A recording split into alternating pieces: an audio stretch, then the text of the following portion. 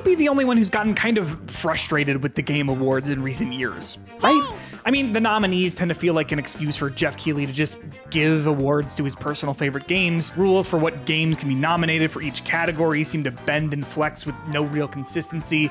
And the actual awards part of the awards show is given less and less screen time each year in favor of trailers for games that look like this, while the people who made the games getting awarded get quickly shooed off stage.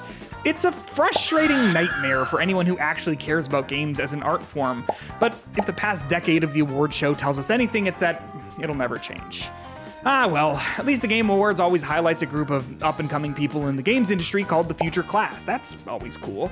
And you know what? Good on TGA. Jeff always talks about wanting to make a difference, and what better way to do that than to support the people trying to get their foot in the door with one of the biggest institutions in the games industry. You know, I always look forward to seeing what kind of cool stuff is being made by... What's that? There's no future class anymore?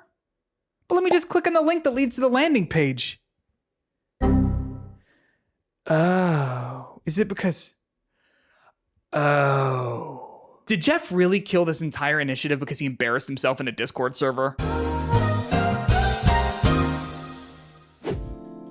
Okay, so that's not what happened. I mean, the Discord server thing did happen, we'll talk about it, but that's not why the future class isn't happening anymore. At least, not according to the TGA. I don't know though. Jeff, DM me, I guess. So, the future class is composed of 50 talented individuals around the world who represent the bright, bold, and inclusive future of video games. The Game Awards future class is an honored group of builders, thinkers, and dreamers whose voices elevate, diversify, and further our art form. Or so says a post to Substack by the official The Game Awards Future Class account. Or rather, by one of the two official accounts. I think someone lost the password at some point or something and they had to make another one. Anyway, the Future Class was meant to be a way for the Game Awards to support up-and-coming members of the games industry by showcasing their work and putting a spotlight on lesser-known people who are making an active difference in the industry. People like Anna Webster, a writer who worked on Echoes of Wisdom and an indie game called Red Jackets that was submitted to the 2024 Interactive Fiction competition. Frankie Lopez, co-creator of the Yo Soy Un Gamer Academy in Puerto Rico, which teaches school children about the games industry. Or Jay Justice, a writer and consultant who helps studios create better narratives around disabled characters. It was a really great program that seemed like it was actively trying to make a difference, but now in 2024, it's disappeared without a trace. Since 2020, TGA has picked 50 people each year who represent what the games industry should strive to be more like, and supported them by... Okay, so this is the start of the problem with the future class. While TGA wanted the future class to be something special, many of the inductees have spoken about the lackluster support from everyone involved. You can read about them at tgafutureclass.com. Is that so, Jeffrey? Yeah, you know what? Let me just go to tgafutureclass.com. There's gamer blood on your hands, Jeff! There's gamer blood on your... For example, other than being shouted out during the award show in a quick segment between the trailers, many future class members have complained that there just isn't much tangible support being given to them by TGA. There have been some small mixers where future class members can meet one another, some small mentorship programs that connect future class alumni to current inductees, and brief game engine workshops for teaching Unity and Unreal, but other than that, there really isn't much benefit for inductees. And that's not a well-kept secret either. I mean, I feel like everyone I've ever talked to about the future class seems to know that members are pretty unhappy with how things have shaken out in the past.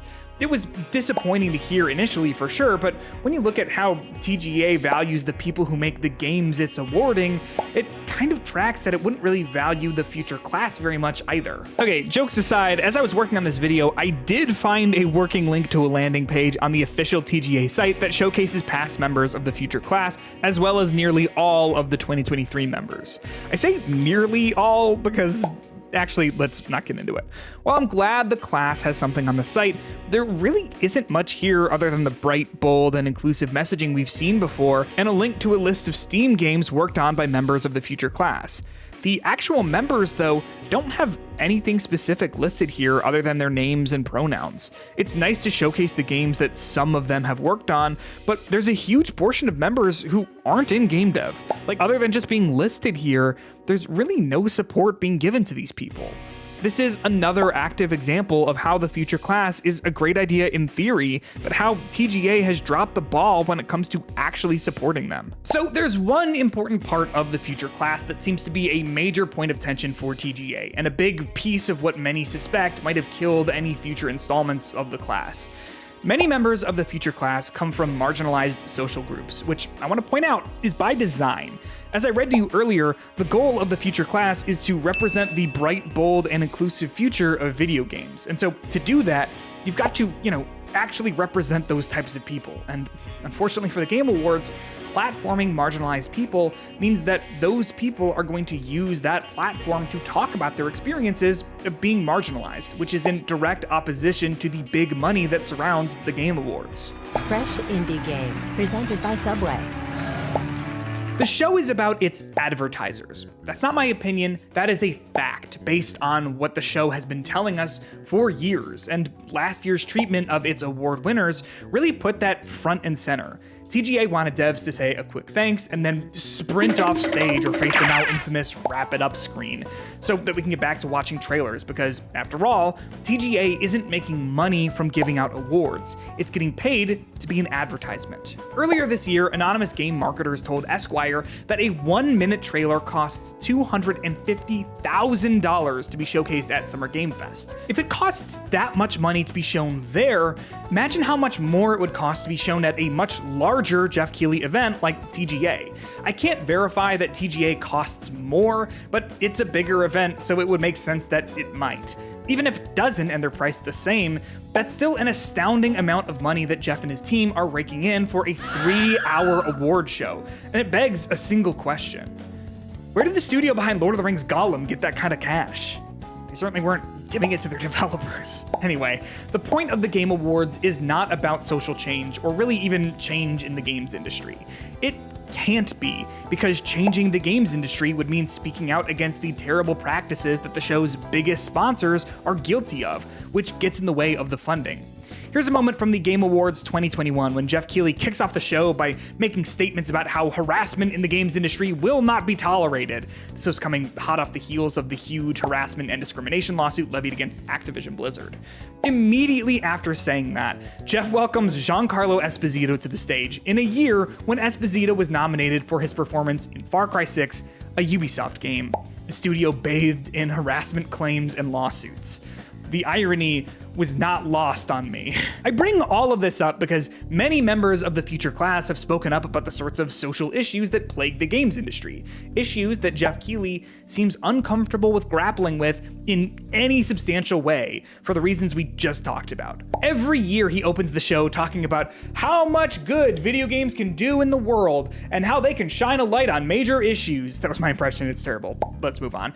But when it comes time to actually be the force of change by standing up for anything specific, he doesn't do it. We just get general platitudes about positivity in gaming and how it's so powerful that so many people are so passionate about video games. Okay, so after all that talk from Jeff, last year, the 2023 Future Class wrote an opening letter to Jeff and TGA Future Class Director, Emily Buchok, asking the award show to read a statement in the name of the Future Class during the show, calling for 3 large pieces of social change. The letter asked Jeff to call for the games industry to invest resources and work against the systematic dehumanization of people from Southwest Asia and North Africa, to express support for the protection of Palestinian human rights, and to call for a long-term ceasefire before any more civilian lives are unjustly taken in the Israel-Palestine conflict. The open letter ends by saying, "When you trusted us to be the champions of a better future, you gave us the duty to tell you when and how you could do better.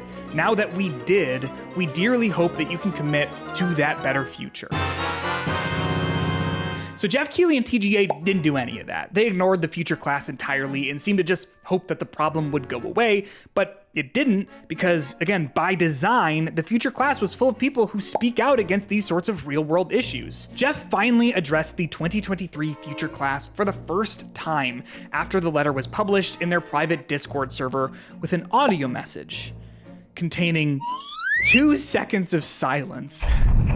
The message was clearly a mistake and was deleted 4 hours after Yones Rabi, the organizer of the open letter, responded to the message, but it's kind of emblematic of how TGA as a whole treated the people it ostensibly wanted to honor.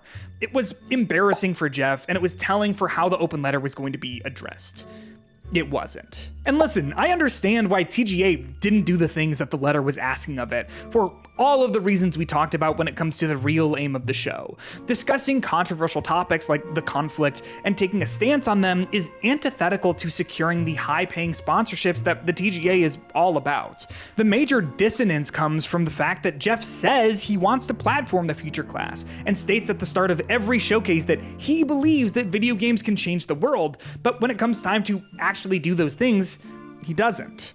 It's all well and good to want to platform the voices of the future class. However, if you aren't willing to actually listen to them, then what's the point of doing it in the first place? It's a question that TGA seems to have asked itself this year, since there is no 2024 future class.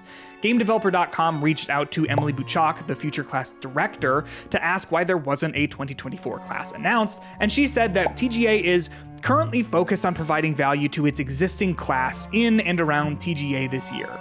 Game Developer also reached out to a handful of past future class members to see how TGA is doing that, and there seems to be mixed responses. There are more mixers and opportunities to make better games industry connections this year, but there's still a lack of real impact that comes with the title of the future class overall. At the end of the day, the initiative was a big contradiction. TGA wanted to look like it wasn't just about the trailers and taking cash from the devs behind Lord of the Rings Gollum by highlighting important, lesser-known voices in the industry, but in order to do that, they risk making millions of dollars by letting those voices speak about the things that TGA supposedly found important about them in the first place. Luckily, it seems like some future class members have been able to benefit from the programs that TGA put in place over the last year to make good on how poorly things were handled in the past. It's not much, but hey, it's something. One anonymous future class member told Game Developer, "I know this whole thing is just to launder the Game Awards reputation so it doesn't look as disgustingly corporate as it is.